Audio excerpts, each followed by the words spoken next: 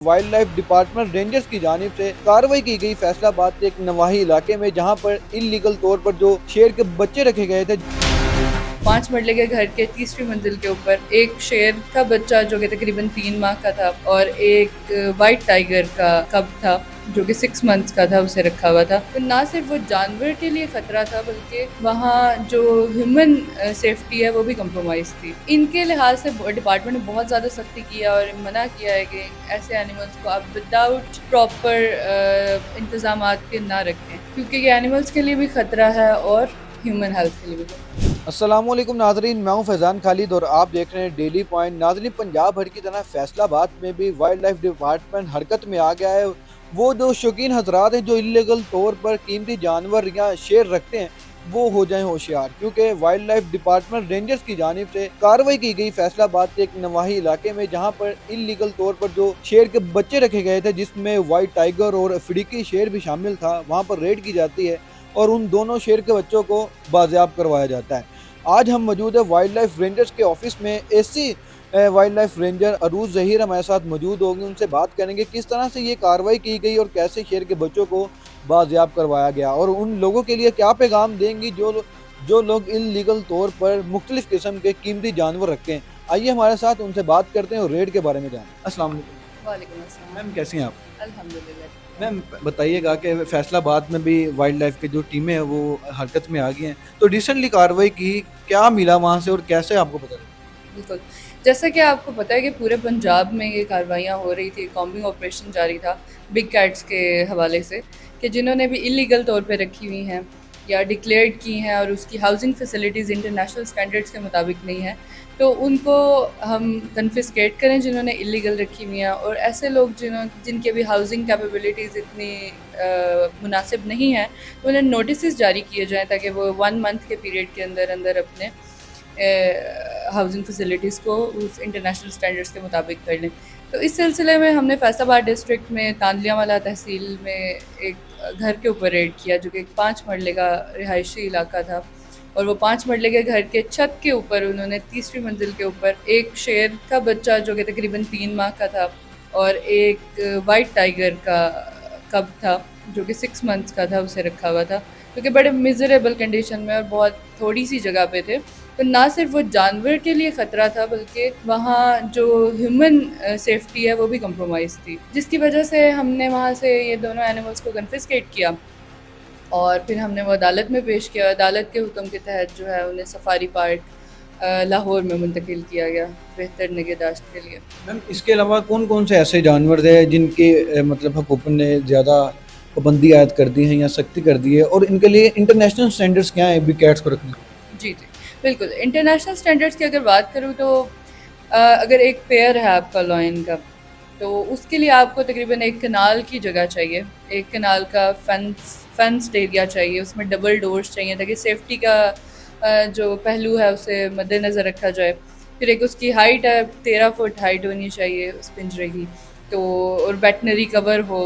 इसके अलावा मेडिकल की सारी फैसिलिटीज़ उन्हें हो, फूड किस तरह का दिया जाए, ये सारे स्टैंडर्ड जो हैं वो हमारे पंजाब वाइल्ड लाइफ डिपार्टमेंट ने इशू किए हैं, और इस पे हम अमल दरामद कराया जाएगा आगे से। इसके अलावा जितने भी हमारे पास आपने ये भी पूछा कि कौन-कौन से एनिमल्स हैं जिनको रखना मना है या उन पे ज़्यादा सख्ती की जा रही है। तो हमारे जितने भी एनिमल्स हैं 3rd शेड्यूल में, वो प्रोटेक्टेड हैं थ्रू आउट द ईयर। पूरे साल में आप उनको ना रख सकते हैं, ना उनका शिकार कर सकते हैं।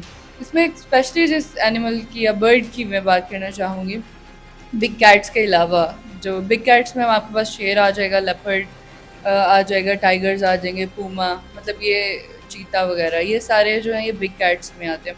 इनके लिहाज से डिपार्टमेंट ने बहुत ज़्यादा सख्ती की है और मना किया है कि ऐसे एनिमल्स को आप विदाउट प्रॉपर इंतजाम के ना रखें, क्योंकि ये एनिमल्स के लिए भी ख़तरा है और ह्यूमन हेल्थ के लिए भी खतरा है। इसके अलावा जो है बहुत एक इम्पॉर्टेंट बर्ड जो अक्सर सबके घरों में रखा जाता है, तोता। आपने देखा होगा हमारे बचपन में, इवन या आज से कुछ साल पहले तोते की बहुत अच्छी पॉपुलेशन थी पंजाब में। आजकल हमें वो कहीं भी नहीं नज़र आता। उसकी बेसिक जो मेन वजह है वो ये है कि उसका इतना ज़्यादा उसको नेटिंग की गई है, और उसको पेट बनाने के लिए इतना ज़्यादा वो नेटिंग करके वाइल्ड से पकड़ा गया कि अब उसकी तादाद तकरीबन वाइल्ड में आपको बहुत कम नज़र आती है, जिसकी वजह से उसको थर्ड शेड्यूल में डाला गया है और उसे भी घर में रखना मना है। उसको सेलिंग, उसकी परचेज, सब कुछ जो है वो बैन है डिपार्टमेंट की साइड से। और इसके अलावा तीतर जो है उस पर भी बैन है। जो पहले लाइसेंसेस बन चुके हैं वही हैं, नेक्स्ट न्यू लाइसेंसेस उसके भी इशू नहीं किए जा रहे। तो बेसिकली यही मेन एनिमल्स हैं। मैम अगर इसके हवाले से हम सज़ा जज़ा की बात करें तो वो उसका क्या हिसाब है, हमें कौन सी दफ़ात लग सकती हैं, और जो हमारे नाज़रीन में से शौकीन है इस चीज़ के तो वो क्या करें? जी, बिल्कुल। अच्छा, सज़ा की जहाँ तक बात है, वाइल्ड लाइफ डिपार्टमेंट के रूल्स बहुत ज़्यादा सख्त हैं। इस चीज़ पे मुझे बहुत खुशी भी है कि वाइल्ड लाइफ की प्रोटेक्शन के लिए बहुत सख्त सज़ाएँ दी गई हैं। अगर आप देखें तो तकरीबन छोटे से छोटे जुर्म की भी अब सज़ा हमारी 50,000 से स्टार्ट होता है जुर्माना, और वो जाता है अप टू 10 लाख तक। तो इसके अलावा जेल की सज़ा भी है, 5 से 7 साल तक कैद की सज़ा भी हो सकती है। तो ये आपके जुर्म पे डिपेंड करता है कि वो किस नोयत का जुर्म है। और जो प्रॉपर्टी वैल्यू है, हम जुर्माने के साथ साथ प्रॉपर्टी वैल्यू भी लेते हैं जो उन्होंने वाइल्ड लाइफ का डैमेज किया, तो उसकी भी बहुत ज़्यादा वैल्यूज़ हैं। तो फ़ाइन्स वगैरह बहुत ज़्यादा है। जहाँ तक अगर कोई बंदा लीगल कवर में आना चाहता है और लीगली तौर पे रखना चाहता है, तो शेरों के लिए, बिग कैट्स के लिए तो डिपार्टमेंट ऑलरेडी ये काम कर रहा था मार्च से। मार्च में जो है वो डिपार्टमेंट ने नोटिफिकेशन जारी किया था कि आपको 30 डेज़ का टाइम है, आप उसके अंदर अंदर डिक्लेयर करें। तो वो हमारे फैसलाबाद में भी 9 जगहों पे शेयर डिक्लेयर किए गए हैं, और आगे उनका प्रॉपर प्रोसीजर है कि हमने फिर अब उन्हें हाउसिंग स्टैंडर्ड्स बताने हैं, और 1 मंथ के अंदर अंदर उन्होंने वो हाउसिंग स्टैंडर्ड्स पूरे करने हैं। अगर वो पूरे नहीं कर पाएंगे तो फिर एनिमल उनसे कन्फिस्केट किया जाएगा, अदरवाइज़ वो लीगली तौर पर उसे रख सकेंगे। तो इसका ये तरीका है। इसके अलावा जो है कुछ चीज़ों के हम लाइसेंस भी जारी करते हैं, जैसे मोर रखने का लाइसेंस है। इसके अलावा डिफरेंट स्पीशीज़ हैं, उनको उड़ियाल है, चिंकारा है, इनको आप डियर्स की डिफरेंट स्पीशीज़ हैं, इनको आप लाइसेंस के थ्रू रख सकते हैं, वो डिपार्टमेंट के रेगुलेशन हैं। मैम वेरी लास्टली ये बताइएगा कि कुदरत को बचाने के लिए शहरियों के लिए क्या पैगाम देना चाहिए? देखिए, हमारा डिपार्टमेंट बना है वाइल्ड लाइफ को बचाने के लिए, लेकिन अगर फ्रैंकली मैं एक बात कहूँ कि डिपार्टमेंट की रिसोर्सेज बड़े महदूद होते हैं। हम कुछ जगहों पे जाके कार्रवाइयाँ कर सकते हैं और पकड़ भी सकते हैं, लेकिन हम हर जगह के ऊपर हर टाइम मौजूद नहीं रह सकते।